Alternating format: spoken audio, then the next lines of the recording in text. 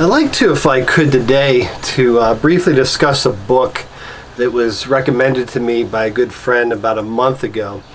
The name of the book is The Tattooist of Auschwitz, and it's an easy read in the sense that it's very well written, and it's a page turner. It's hard to put down, but it's a difficult read in the sense that it really takes you in to the Nazi death camps. And gives you a personal experience of what they were like and all the atrocities that were committed and them. But a good read nonetheless, and a book I would recommend.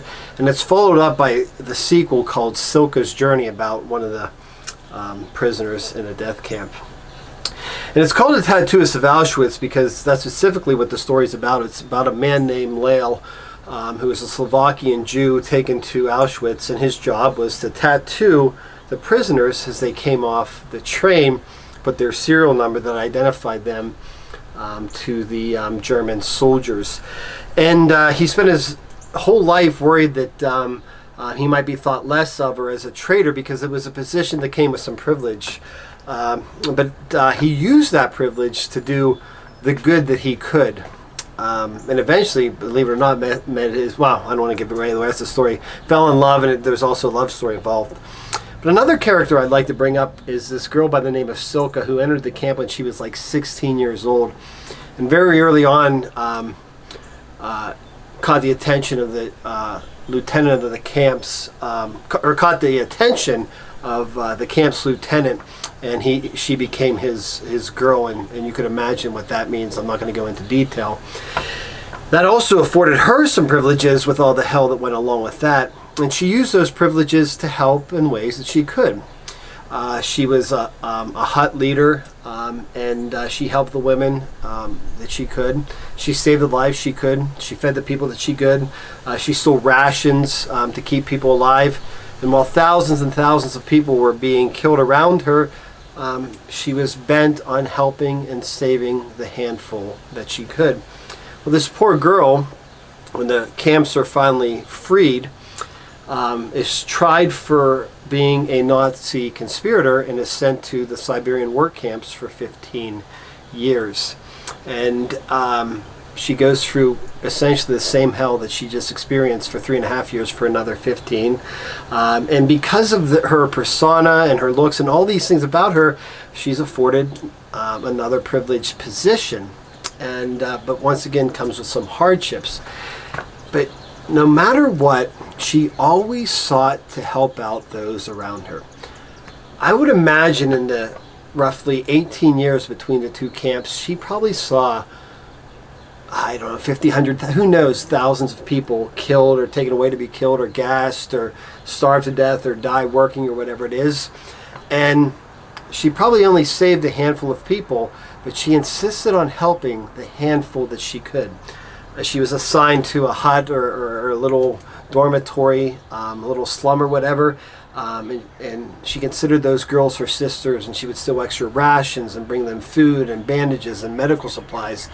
She eventually became a camp nurse in the Siberian work camp and risked her life to help others. And in the midst of all this, thousands and thousands of people are being killed around her, but she refuses to give in to the despair and continues to help if she could. Now, why am I bringing that up now in 2020? Why am I bringing up to Jewish people in this reflection that have since deceased these two Nazi prisoners? Well, because they could have very easily given up, and I don't think I would have thought any less of these two people. And we've heard these stories over and over again about the heroes of the camps, those who did try and do good. They could have looked at the thousands being killed and said, what good is it going to be for me to help this one person, to bandage this one person, to give food to this one person? What good? Why even try? Why not just look out for myself, and why not just try and make it through, or just give in to the fact that I'm going to be exterminated by the rest? Instead, they faced the atrocities in the eye and focused on what they could do. And now here we are in 2020, and more I have people coming to me in confession, in spiritual direction, and conversation, talking about how essentially the world is going to hell, and sort of assenting to that idea.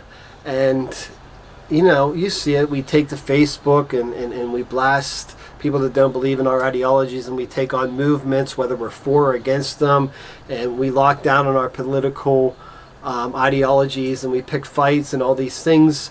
And all the while, I would argue that the world in many ways is robbing us. Our political, social environment in this country is robbing us of the good that we can do right in our own neighborhood, right in our own community. Because once I say, well, the world's going to hell, I give into despair, and I forget that God has put me in a particular place, in a particular period of time, to do the good that I can in that time. That's what it means to be a missionary. That I know that I'm in State College, in Center County, or wherever you're from for a reason, and I have a certain amount of good that I'm supposed to be doing in that community, and that is my mission on this earth.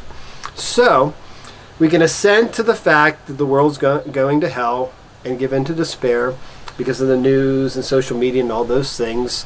And we can yell and get angry, and some of that's right. You have a right to yell and speak your mind, but don't let it rob you of the good you can do right here, right now. I've said it over and over again. Christianity is a grassroots campaign. We need Christians on the streets. We need Christians in our neighborhoods. We need Christians helping out the person next door, taking the message of Jesus Christ to the next person that you encounter. Don't let the world and the political scene and all these fights that we can't do much about rob you of the good that you can do right now. Silke and Lael, the tattooist and this girl in the Nazi death camps, could have given in a lot easier than we could. We've never faced atrocities like that, and we likely never will, thanks be to God. Don't give in to that and allow that to rob you of the good that you can do right now. Being a Christian is about looking for the good that I can do day in, day out, and committing to that mission, and then trusting that in God's eyes, however small it seems to the world, it's of infinite value in the kingdom of heaven. May God's love be with you always, and I look forward as always to seeing you all very soon. God bless.